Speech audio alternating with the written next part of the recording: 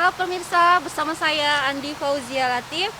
Saat ini saya sedang berada di Palang Merah Indonesia Kota Tarakan yang beralamat di Jalan Pulau Irian, Kelurahan Kampung 1, Kota Tarakan. Nah, saat ini saya ingin melakukan donor darah di tengah pandemi COVID-19. Nah, kita tahu bahwa di Kota Tarakan masih ada sebagian masyarakat yang takut untuk melakukan donor darah, terlebih kita sedang menghadapi pandemi COVID-19. Nah, seperti apa proses donornya? Ikuti saya.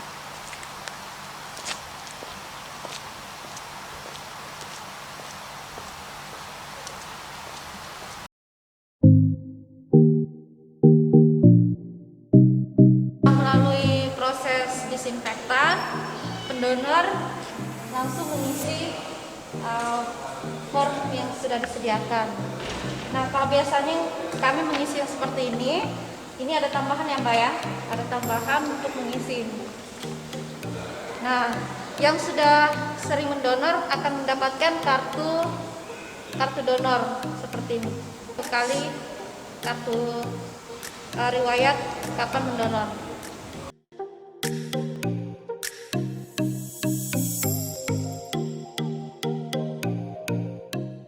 Ya, jadi ini proses pengecekan HB ya Mbak ya, apakah HB-nya tinggi atau rendah.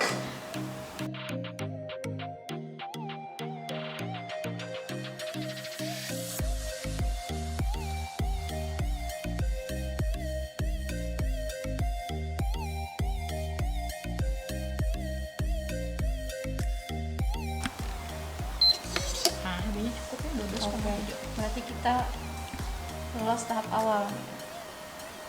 Kita lanjut.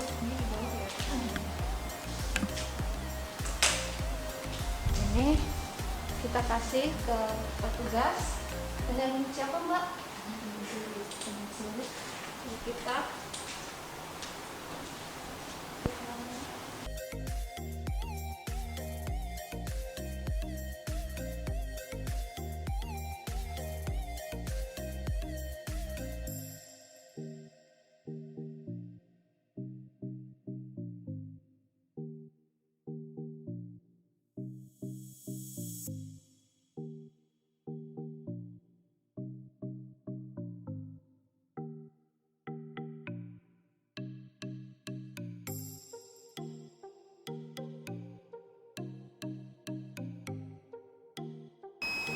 jadi ini kita sedang proses pengambilan darah. Kebetulan saya bergolongan darah darah B, maaf.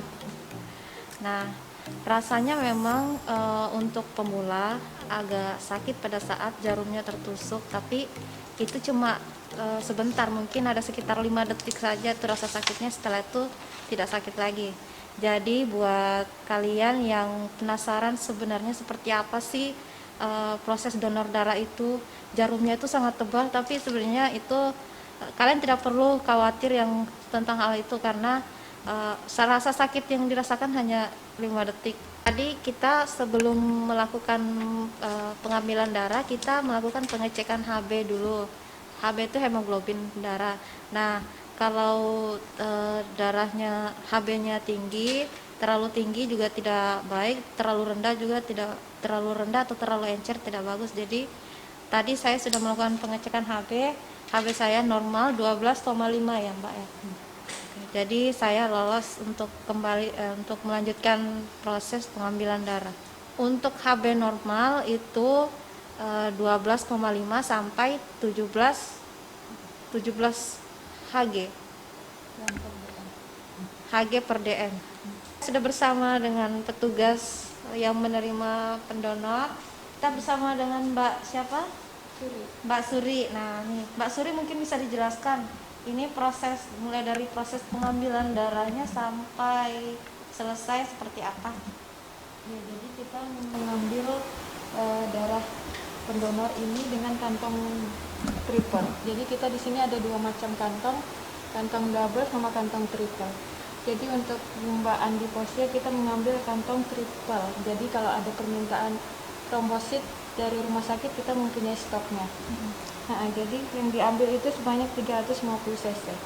Nanti setelah selesai ini diproses di laboratorium. Di laboratorium di depan ya. Iya. Jadi tergantung permintaan dari pasien apa, komponennya apa. Misalnya permintaan trombosit, yang diolah trombositnya. Kebetulan hari ini yang diambil dari darah saya adalah trombositnya ya Mbak. Ya, kita ngambil semuanya bisa. Jadi PRC bisa, trombosit bisa, plasma bisa. Oh, iya. Jadi satu kantong itu bisa menyelamatkan 3 nyawa pasien. 3 nyawa ya. Mm-mm. Ini berapa lama prosesnya? Pengambilan darahnya? Pengambilan darah 5 menit, ada yang sudah bisa selesai, tergantung dari venanya pendonor. Kalau misalnya venanya besar 5 menit selesai, kadang yang paling lama itu 10 menit kan. Kalau vena saya ini masuk kategori kecil atau besar?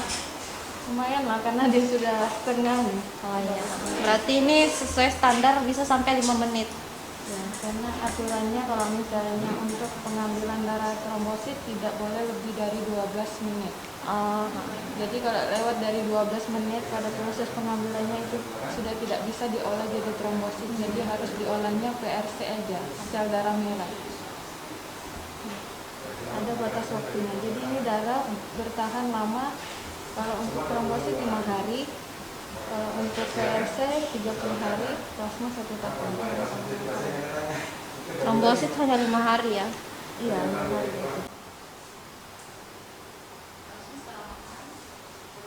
Lagi Mbak, ini kan akan diambil lagi sampelnya ya. Ini untuk pengecekan apa nih? Sambil. Jadi kalau sudah 350 kita potong selnya.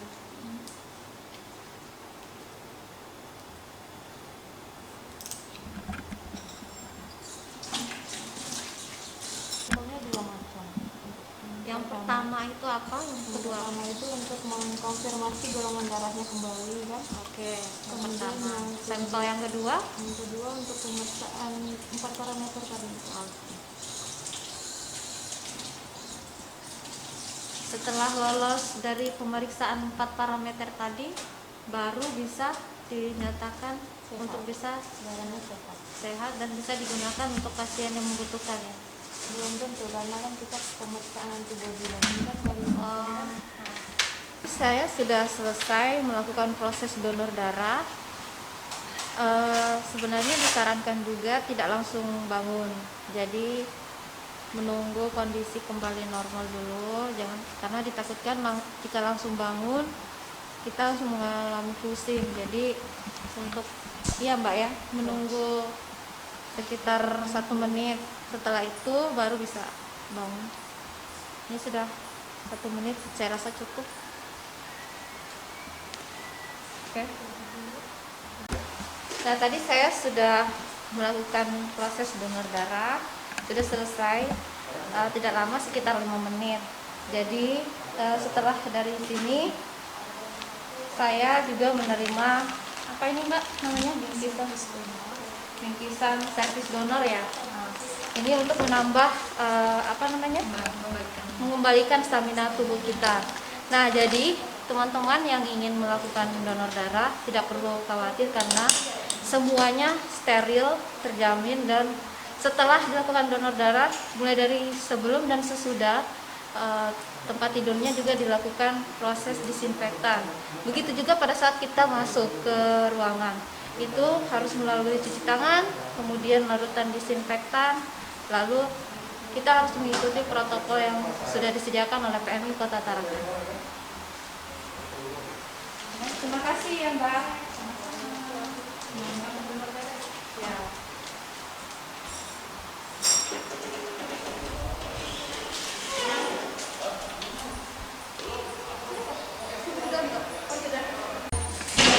Ini setelah dari pengambilan darah yang dari pendonor, lalu dibawa ke sini. Nah, ya ini mungkin bisa dijelaskan Mbak, prosesnya di laboratorium itu seperti apa? Jadi pertama Mbak, proses dari tempat donor darah kita langsung kita periksa penyakitnya dengan 4 parameter. Ya, 4 parameter itu. Iya, terdiri dari hepatitis B, hepatitis C, HIV dan sipilis.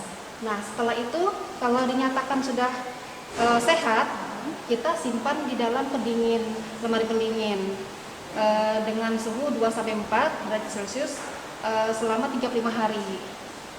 35 hari ya? Iya. Nah, berapa jam waktunya yang untuk bisa mengetahui bahwa dia tuh ternyata semisal punya riwayat Yang terpapar penyakit tadi saya sebutkan itu kurang lebih pemeriksaannya 17 menit. 17 menit Iya. ya? Berarti langsung keluar hasilnya? Iya Mbak, langsung keluar. Berarti kalau misalnya itu bisa juga, semisal ada yang ditemukan, setelah itu seperti apa? Oh iya, kalau misalnya Semisal ada yang ditemukan. iya, yang misalnya ada penyakit yang ditemukan itu darahnya kita simpan.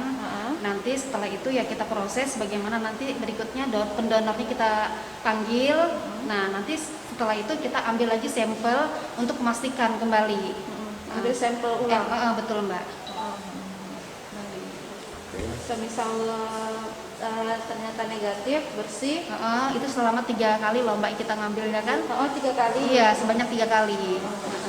Kalau memang dia hasilnya hasilnya reaktif, nah itu kita nyatakan kita cekal pendonornya. Iya, tidak bisa donor lagi. Iya, betul. Selamanya gitu. Ya, Lihat penyakitnya. ya Karena dia memiliki riwayat. Iya, Ya, penyakitnya lihat dulu. penyakitnya ya. Jadi kalau HIV/AIDS ya selamanya dapat Iya, donor, betul. gitu ya.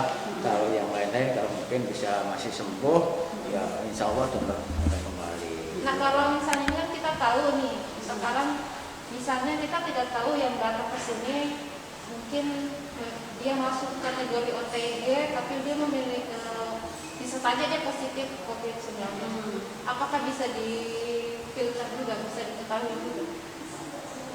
Insya Allah bisa. Artinya dalam begini ya, jadi PMI itu kalau darahnya yang COVID itu tidak menular dari darah. Oh dia tidak menular lewat darah ya? Jadi yang penyakit-penyakit yang dikeluarkan lewat darah itu yang disebutkan oleh analisa hepatitis B, C, terus bilis sama HIV. Nah untuk proses pemeriksaan darahnya itu yang dikhawatirkan petugasnya. Iya, petugasnya saja. Petugasnya yang memproses ini supaya hati-hati di dalam pemutaran dan sebagainya, takutnya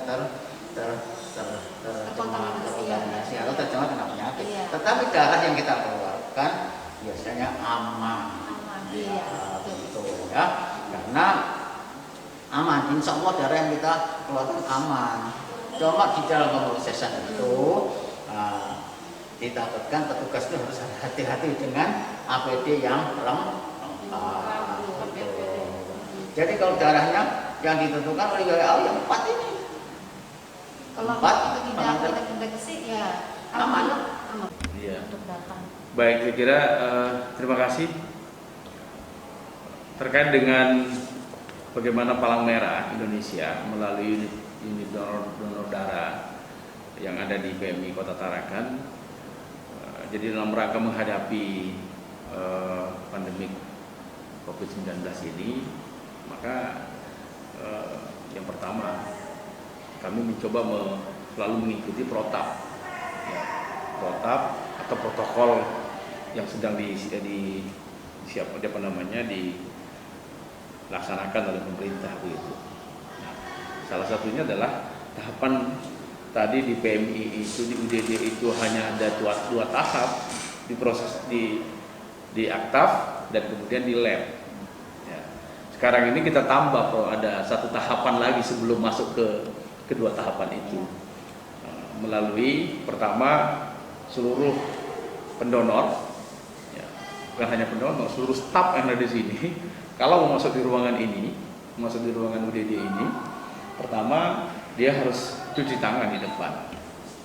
Setelah itu masuk di ruang penyemprotan, ruang penyemprotan ya. Lalu kemudian masuk lagi, cuci tangan lagi. Setelah itu pengukuran suhu badan. Ya. Baru masuk ke proses pengambilan darah. Nah, tahapan proses pengambilan darah ini, semua pasien yang masuk di aktif itu yang mau diambil darahnya harus dipastikan dulu sehat. Sehat dah orang itu. HB-nya bagaimana, tensinya bagaimana, ya kan? kemudian ada penyakit-penyakitnya lain, itu akan terlihat di sana. Ada form yang diisi, dan kemudian juga ada pemeriksaan tadi, pemeriksaan HB dan sebagainya dilakukan. Kalau HB-nya rendah nggak mungkin, tensinya rendah juga nggak mungkin, tinggi juga nggak mungkin, ya Pak. Nah, itu tahapan. Sehingga orang yang diambil darahnya itu udah orang sehat, orang yang sehat. Kalau nggak sehat nggak mungkin diambil darahnya, gitu. Nah, sehingga itu menyatakan sebenarnya sudah menunjukkan bahwa darah itu aman, gitu. Nah, darah itu aman ya. Tapi nanti secara teknisnya biar dijawab oleh Kepala UDD, jadi dijelaskan oleh Kepala UDD Pak Dr. Edi. Nah, setelah proses itu barulah pengambilan darah. Pengambilan darah, petugas yang ada di dalam itu semuanya pertama kita petugas selalu menggunakan masker, alat pelindung APD, menggunakan APD ya, yang APD. Nah, demikian juga mereka terus menjaga kebersihan lingkungan dan ada di situ. Sehingga tempat tidur, tempat apa semua yang alat yang kesehatan yang digunakan untuk ngambil semua dalam bentuk steril gitu. Sehingga itu menunjukkan bahwa proses awalnya sudah aman. Nah, selesai di aktab ini nanti masuk di lab. Di lab itu juga begitu. Di lab proses darah diambil lalu kemudian kita punya alat sekarang di PMI ini bisa melihat 4 parameter. Bisa kalau orang misalnya yang spilis, yang narkoba, kemudian yang kena HIV/AIDS dan sebagainya masih bisa terlihat di alat itu. Gitu. Ya. Ini juga sebagai bentuk jaminan bahwa insya Allah darah itu aman. Nah, kemudian terkait dengan kondisi Kota Tarakan, kalau di mana-mana PMI itu kekurangan darah, ya kan? Kalau Tarakan, alhamdulillah sampai detik ini kita masih darahnya selalu tersedia dengan cukup gitu. Sampai hari ini bisa kami sampaikan datanya bahwa kondisinya aman.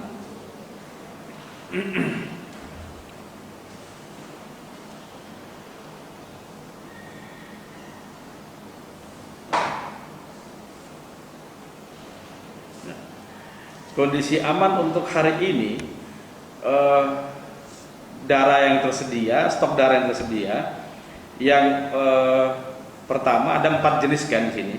Darah lengkap itu kita masih punya stok 79. Kemudian yang PRC atau sel darah merah itu ada 58 dengan 4 jenis golongan darah ya. Nah, kemudian yang plasma beku itu masih ada 145 stoknya. Nah, yang trombosit ini yang selalu naik turun. Ya, stoknya Pak, karena memang waktunya juga terbatas gitu, hanya 5 hari. Nah, hari ini kita punya stok untuk trombosit itu masih ada 34 dengan sebaran 4 golongan darah yang ada. Sehingga kalau kita lihat stok darah di PMI UDD Kota Tarakan itu ada 316 kantong. 316 kantong yang hari ini yang tersedia begitu. Kemudian permintaan itu sampai saat ini terjadi fluktuasi. Jadi permintaan bukan semakin banyak justru berkurang. Kemarin permintaan itu 41 kantong. Nah, bahkan kemarin itu ada 10, ada yang 11. Nah, kadang ada 17, ada 20-an begitu ya. Padahal kalau hari biasa, normal sebelum ada wabah ini, itu biasanya permintaannya antara 30 sampai 50 gitu. Ya, 30 sampai 50. Berarti ini fluktuatif ya? Ini fluktuatif, ya, artinya tapi ini menunjukkan bahwa PMI Tarakan tidak ada persoalan dari sisi ketersediaan darah. Apalagi dengan selama musibah ini, pandemik ini, teman-teman dari TNI Polri itu betul-betul mensupport gitu, memberikan dukungan untuk penyediaan darah ini. Ya.